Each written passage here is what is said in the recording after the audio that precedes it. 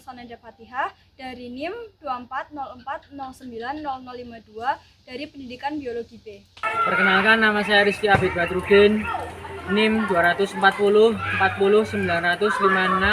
dari PBioB. Perkenalkan, nama saya Sandra Safira Sofiani dari NIM 2404090069 dari Pendidikan Biologi B. Perkenalkan, nama saya Ani Dia Widya Iswara Meswari dari NIM 2404090092 dari Pendidikan Biologi B.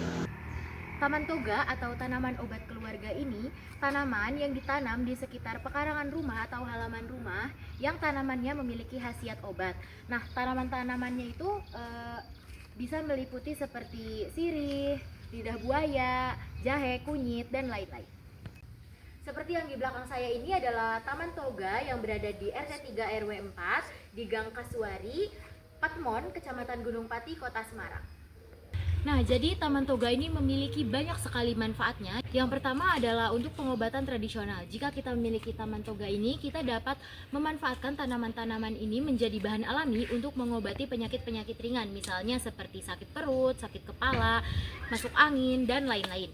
Yang kedua, untuk pemandirian kesehatan. Jika kita memiliki Taman Toga ini, kita dapat menjaga kesehatan kita lebih mandiri tanpa harus bergantung kepada obat-obatan kimia. Yang ketiga, ekonomis. Ekonomis dalam artian kita jika memiliki tanaman toga ini, kita tidak perlu melakukan pengobatan medis, yang artinya kita dapat memanfaatkan tanaman-tanaman ini untuk dijadikan pengobatan kita sendiri. Dan yang keempat, pemanfaatan lingkungan. Pemanfaatan lingkungan ini dengan kita menanam tanaman toga seperti ini, kita dapat berkontribusi untuk menjaga lingkungan menjadi lebih hijau dan menjadikan udara jauh lebih segar. Jadi, di mana sih kita dapat menanam tanaman toga ini?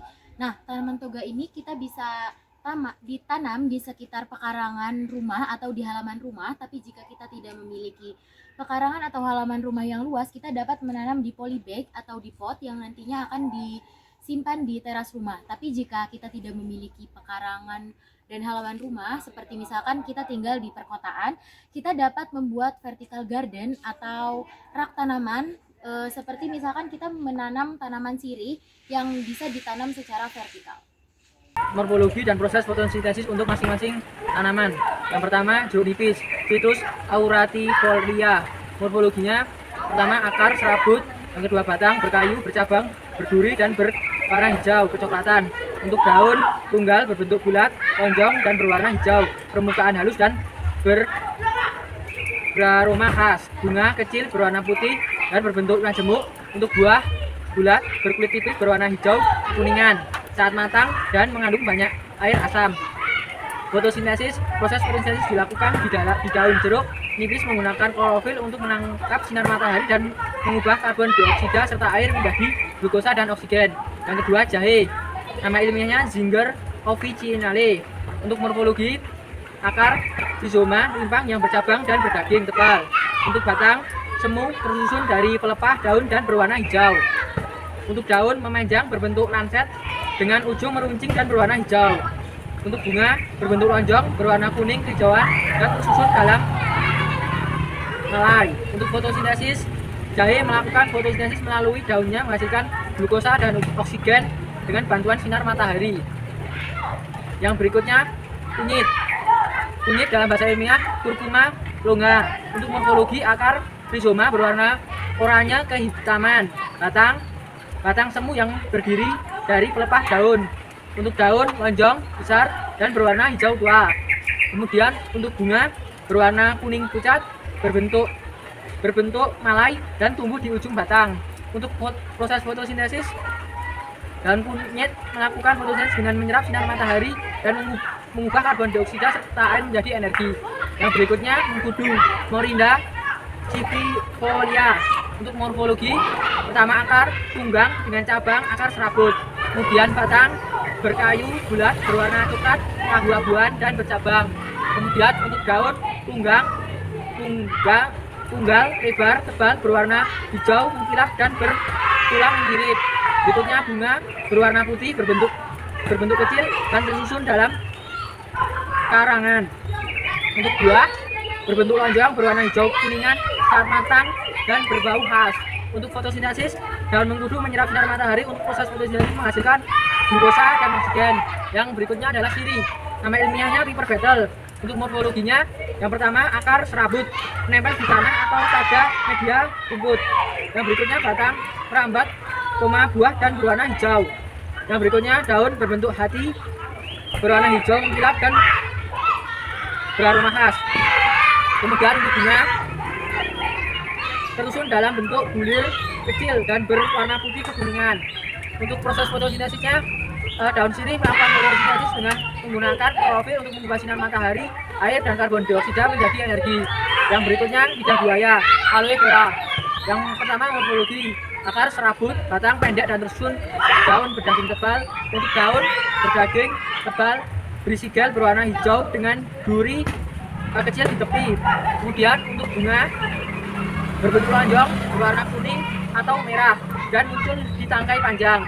Kemudian untuk proses fotosintesis, lidah buaya menyimpan air dalam daunnya yang membantu dalam fotosintesis dengan mengubah sinar matahari menjadi energi. Yang berikutnya sereh atau Limbogion citarus.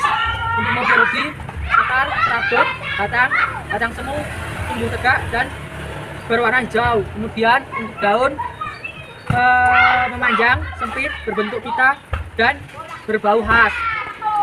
Untuk proses fotosintesisnya, daun sereh melakukan fotosintesis untuk menghasilkan energi dengan menangkap sinar matahari. Yang berikutnya daun singkong, nama ilmiahnya Nanihot butilisama. Morfologinya akar tunggang dengan akar serabut dan umbi yang menyimpan cadangan makanan. Yang berikutnya batang bulat, tegak dan bercabang. Yang berikutnya daun penjari berwarna hijau tua dan berujung meruncing. Untuk proses fotosintesisnya, daun singkong menangkap cahaya matahari untuk mengubah karbon dioksida dan air menjadi glukosa dan oksigen. Yang berikutnya adalah tomat. Nama ilmiahnya Solanum lycopodium. Morfologinya pertama akar tunggang dengan cabang serabut. Untuk batang tegak, bercabang dan berwarna hijau. Untuk daun bersusun majemuk, bergerigi dan berwarna hijau. Untuk bunganya kecil, berwarna kuning dan tersusun dalam tandaan. Untuk buah berbentuk bulat atau oval. Untuk fotosintesis, daun tomat berfotosintesis dengan mengembang dan berwarna hijau. Untuk daun bersusun majemuk, bergerigi dan berwarna hijau. Untuk bunganya kecil, berwarna kuning dan tersusun dalam tandaan. Untuk buah berbentuk bulat atau oval. Untuk fotosintesis, daun tomat berfotosintesis dengan mengikat karbon dioksida dengan bantuan sinar matahari untuk menghasilkan oksigen dan glukosa. Yang terakhir adalah pandan. Nama ilmiahnya Pandanus amarylifolius. Morfologi akar serabut, sebagian menjalar ke tanah. Untuk batang pendek dan menghasilkan banyak akar. Daun memanjang berwarna hijau tua dan beraroma harum. Untuk fotosintesis, daun pandan berfotosintesis untuk menghasilkan oksigen dan glukosa. Jadi konsep biologi selanjutnya yaitu mengenai konservasi keanekaragaman hayati. Jadi tanaman ini itu merupakan sumber alami yang dapat dijadikan sebagai obat, sebagai jamu maupun sebagai suplemen kesehatan. Nah, sejarah dan budaya penggunaan tanaman obat ini itu sudah dilakukan sejak zaman dahulu. Dan tanaman ini itu sudah diwariskan secara turun-temurun dan sampai sekarang ini masyarakat masih menggunakan tanaman obat ini sebagai pengobatan alternatif dalam menjaga kesehatan. Nah, pertanyaannya, mengapa tanaman-tanaman ini itu penting sekali untuk dilestarikan? Nah, alasan yang pertama itu karena tanaman obat ini merupakan sumber pengobatan alami. Tanaman obat ini itu menawarkan pengobatan yang lebih alami jika dibandingkan dengan obat yang mengandung zat kimia. Banyak masyarakat yang sudah memanfaatkan tanaman obat ini itu sebagai alternatif dalam pengobatan untuk menjaga kesehatan. Alasan yang kedua, karena tanaman obat ini itu merupakan keanekaragaman hayati. Nah, dengan kita melestarikannya, itu kita dapat menjaga keanekaragaman hayati yang memang sudah berpotensi bermanfaat bagi kita semua. Banyak tanaman obat di Indonesia ini yang unik dan memang tidak ditemukan di negara lain.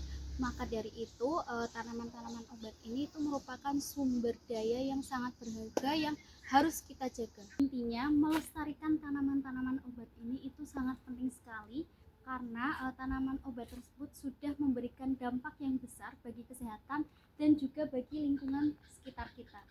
Dengan kita melindunginya, dengan kita menjaga keberlanjutan dari tanaman obat ini, itu kita dapat meningkatkan kualitas hidup kita dan juga kita dapat menjaga warisan budaya kita. Daun sirih dapat digunakan sebagai tanaman obat karena dapat membantu menjaga kesehatan pencernaan dengan cara melancarkan BAB dan juga mengatasi sembelit. Selain itu, daun sirih dapat digunakan sebagai penyembuhan luka karena mengandung antiseptik. Selain itu, daun sirih mengandung antimikroba yang dapat membunuh bakteri di dalam mulut sehingga membantu menjaga kesehatan mulut.